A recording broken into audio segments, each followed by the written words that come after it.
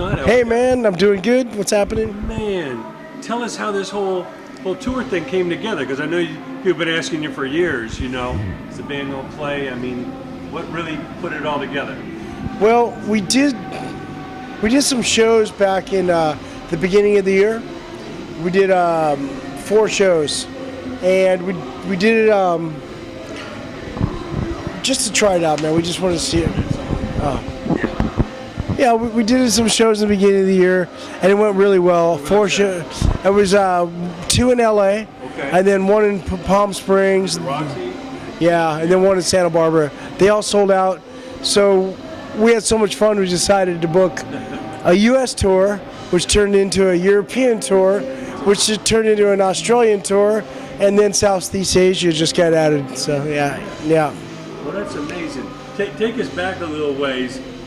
Who were the artists, the bands that you got into growing up that really went you to make music? Bands I got into, AC/DC was my favorite band of all time. Yeah.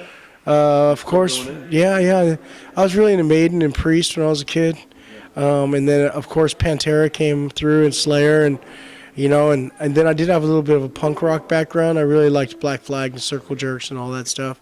So that's kind of my history. Mix it all together. Yeah. And how'd the band come together? Well, I started the band myself in '94. Okay. And it's hard to explain. It's hard to explain. I started the band. I was the first member of Snot, and I was writing songs. And then I met Lynne, and then Lynne and I found the other guys in the band. And then that's kind of how it happened. Okay. Yeah. So what was it with you and Lynne that really clicked? What was the bond? Yeah, we just were bros, man, right away. We liked the same music. We had the same vision musically. It just works, man. It's lightning in a bottle. Yeah. So talk about the process making the original album. Get some? Oh man, it's crazy. What was the process like? By the time we put the whole band together, that was me, Lynne Strait, Toomer, John Fonestock, our bassist, Sonny Mayo on the other guitar, and Jamie Miller. Once we put that band together, we started rehearsing 2 times a day. We'd go in the morning, we'd practice all the way until the afternoon, go eat dinner, hang out, and then we'd rehearse at night. And we did that for like a year, and that's how we wrote this record. Yeah, we would do 2 times a day. We were really, really serious, you know. And then we started playing in LA, and within a few months, we pretty much were selling out everywhere we played. Yeah. We could play every weekend, the Roxy. Some of the memorable shows back then. Well, with the Roxy, we used to sell that out. Whiskey was always a sellout. Yeah. Troubadour. And then through doing that, we ended up with a bidding war with Atlantic Records, Geffen Records, Columbia, Sony. It was like 6 or 7 labels fighting over us. Yeah. And we just couldn't believe it. We were a band called Snot. We thought we were punk rock. Maybe we weren't, but in our head we were. Right. And here we were with all the major labels in the world fighting over us. It was a crazy, crazy experience. Yeah. Now, who was the hot bands that were out at that time? What was the out? You mean, or yeah, the other bands that were. Well, that was the era of Korn and Deftones, stuff like that. You know, they were changing the wave of music at the time. Yeah. And it was us, System of a Down, Incubus, Cold Chamber, Static X. We were kind of the new bands of just after Korn and Deftones and all that. Sure. Yeah. So you signed with Geffen, was it? Yeah, Geffen was a label we ended up with. That was a hell of a label back then. Yeah, the same people that signed Nirvana, Guns N' Roses, and all that signed us. Is that right? So we were real excited about that. Yeah. Who was your A&R guy? It was Wendy Goldstein. It was a woman. Yeah. Okay. Amazing stuff. So what was it like to be a band from Santa Barbara and then all of a sudden be in the Hollywood offices at Geffen? It was crazy, man. Kind of royalty. It was nuts. We literally were a band for 1 year, and then we were signed to a major label and touring with Ozzy Osbourne. Ozzy was the first big tour? It wasn't the first big tour, but we were there. Okay. The first ones were like Machine Head, Soulfly. Back then? Who was with Ozzy? Who was in the band? Robert Trio was a good friend of I mine. interviewed Rob today. Oh, really? Just Good. 2 hours before I left. Wow, yeah, he's a good friend of mine. Wow. I was about to mention I was going to see Snot. I should have. Oh, you should have. Yeah, he would. Maybe he would have came with you. Seriously. And back then, I don't know. Mike Borden or Mike Borden was in the band, and I think Joe Holmes was playing guitar. Yeah, Okay. yeah. And Ozzy was singing. Wow. So what was that like to go out the big arenas, man, and see those crazy? It was super fun, and it felt like home, because I really had a long time being in local bands trying to get somewhere, and then once we were in front of 10,000 people, it literally felt like, all right, this is exactly where I need to be.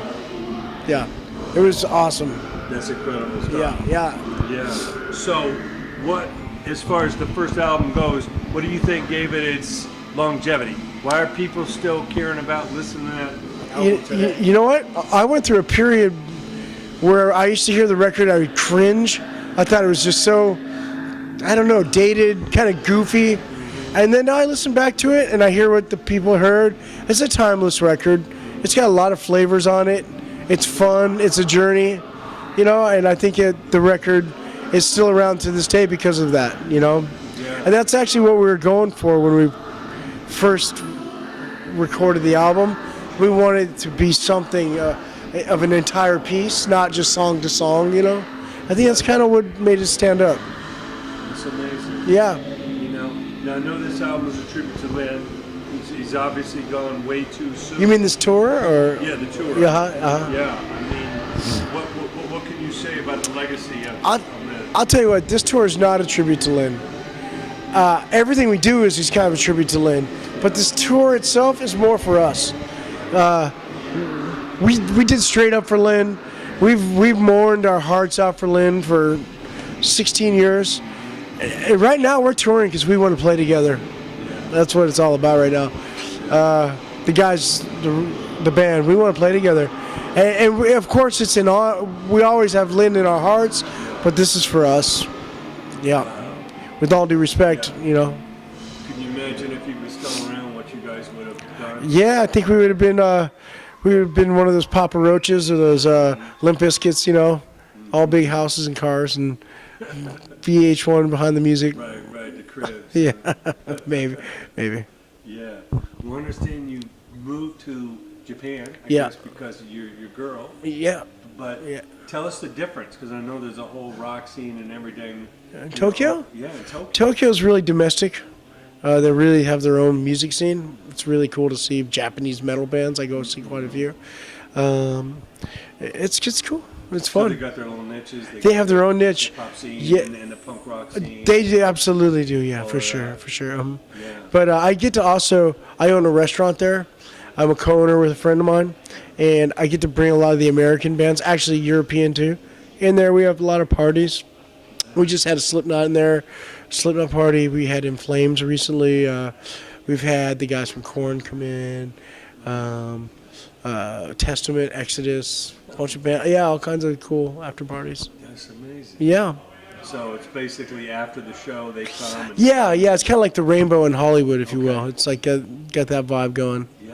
Yeah. Well, that's amazing. So somebody from here that hasn't been to Tokyo, Yeah. what do you tell them? How to prepare for the difference in culture? I don't know. It's fun. It's so different. I always say it's the closest you'll ever be to being on a different planet, an alien species. The Japanese. When you walked off the plane, it was like, Yeah, it's really cool though. Yeah, it's fun. I took my best friend over there, Brad, to Japan with me. Yeah. It was cool, right? Yeah. people are they're genuine. So happy, absolutely. Yeah. Their respect. Yeah, sweethearts. That respect. Yeah. There's Amy. Hi. That's Amy Echo. She's the singer for Human Waste Project. Is that right? Yep. And we're going to have her sing with us tonight, Mr. Brett. Wow. She's Yeah. still in the band? Human Waste, no, they're not really around Okay. anymore, but she's here. She's married to our drummer. Okay. Yeah, so she's going to come up and sing with us tonight. Connected somehow. No. So are you Japan for life now? No, I'm planning on moving back soon, actually. Is that right? Yeah, I had a kid with my wife out there, and the healthcare system is so killer. I just wanted to make sure my son was taken care of. And he's all vaccinated and running around like a monster now, so we're going to move back. Wow. Yeah. Where are you going to end up in? I think I'm going to end up back in my hometown. I'm thinking about buying a house in La Quinta, California. Yeah. It's amazing. Yeah. Yeah. Well, it's so good to see you guys back on the road, man. We can't wait to get Thank you. Snot, man. Thanks, brother. It's going to be a fun show tonight. Yeah. What advice do you give to those young bands, the young musician coming up? What you glean from the industry? What can you impart on the next generation? You know what? I can only say, do as much as you can to do what you want to do, right? Because it's all on you. Push through it, man. Do it. Be honest with yourself about it. If you want it, you got to work for it. Also, enjoy the journey, because it's mainly about the journey, not the destination.